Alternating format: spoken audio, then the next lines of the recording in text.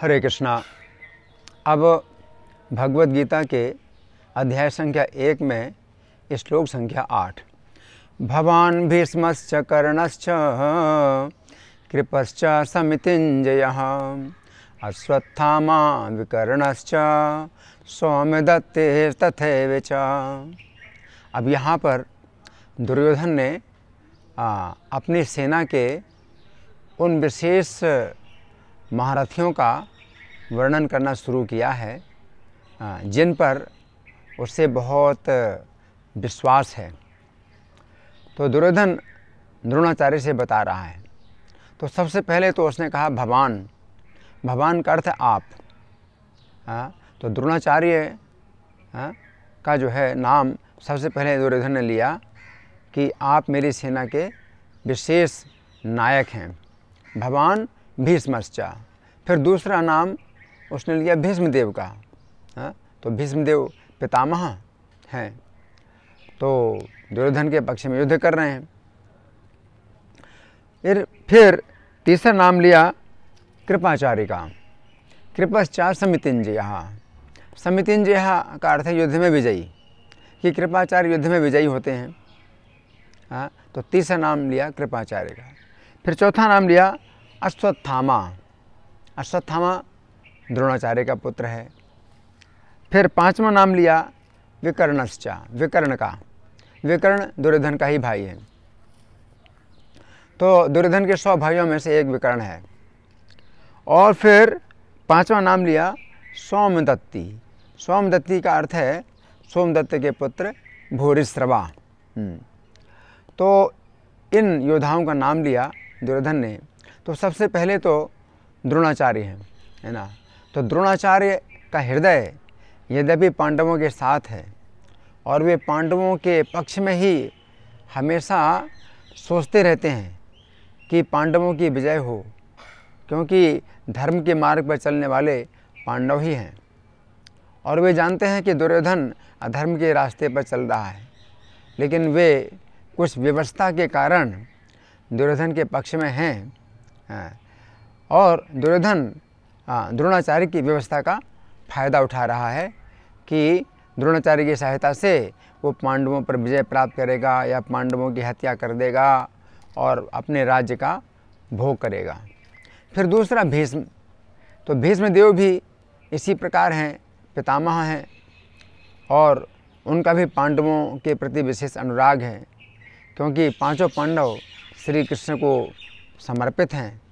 तो इस प्रकार से भीष्मदेव का जो हृदय है वो हमेशा पांडवों के प्रति झुका रहता है, स्नेहिल रहते हैं पांडवों के प्रति। तो दूसरा नाम भीष्म का है। फिर तीसरा है कृपश्चा, कृपाचार्य। तो कृपाचार्य भी द्रोणाचार्य के साले हैं और द्रोणाचार्य के समान वे भी दुर्योधन के या पांडवों के गुरु हैं। और उनके लिए कहा गया समितिञ्जयः कि युद्ध में विजयी होते हैं। लेकिन वास्तव में कृपाचार्य युद्ध में विजयी नहीं होते हैं, बल्कि वो चिरंजीवी हैं।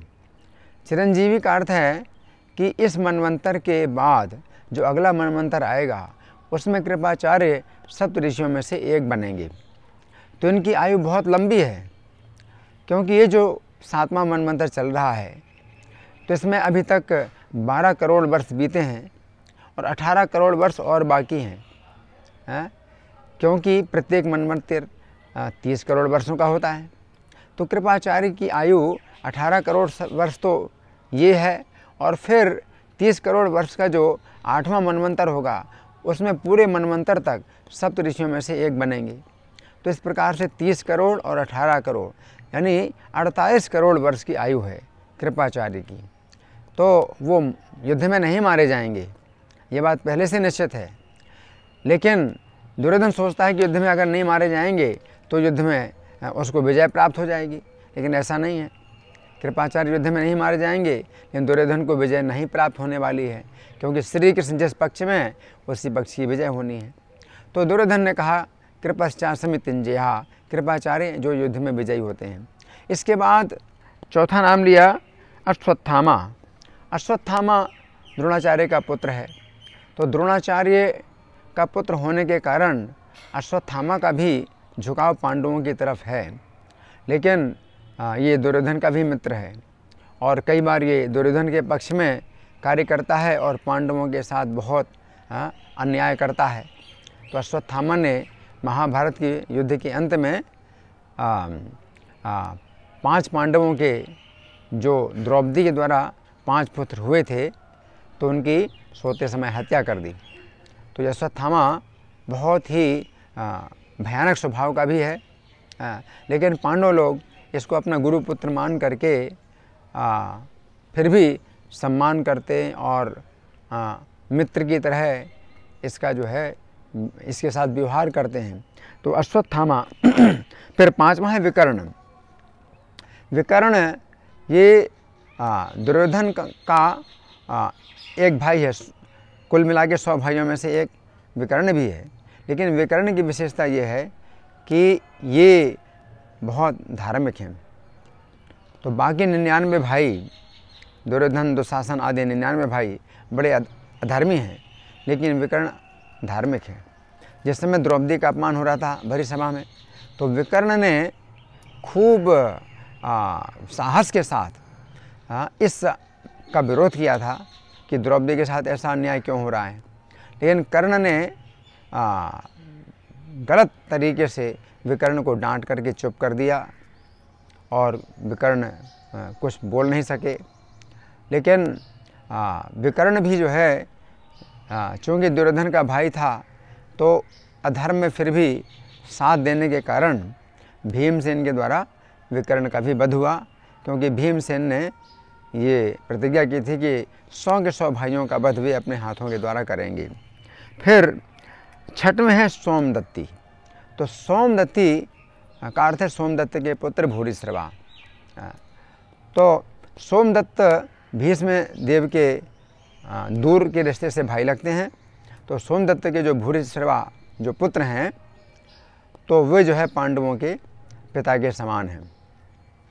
तो भूरिश्रवा का जो वध है वो सात्यकी के द्वारा हुआ था।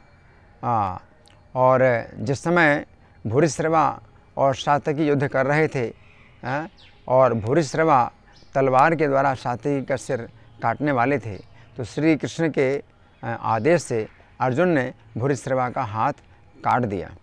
और भूरिश्रवा ने अर्जुन को शिकायत की कि ये अन्याय है, मैं तो सात्यकी के साथ युद्ध कर रहा था। लेकिन अर्जुन ने अपने कार्य को जो है युद्ध के अनुसार घोषित किया कि ये भी उनका धर्म है, क्योंकि अपने पक्ष के योद्धाओं की रक्षा करने का उनका कर्तव्य है, और उस कर्तव्य के अनुसार उन्होंने भूरिश्रवा की भुजा काटी। उसके बाद फिर सात्यकी ने भूरिश्रवा का सिर काट दिया युद्ध के नियमों के अनुसार, और भूरिश्रवा को अच्छी गति प्राप्त हुई और अर्जुन और श्री कृष्ण दोनों ने उन्हें आशीर्वाद दिया। तो भूरिश्रवा का नाम जो है 6वां है। तो कुल मिलाकर के 6 योद्धाओं का नाम दुर्योधन ने यहाँ द्रोणाचार्य को बताया है। हरे कृष्णा।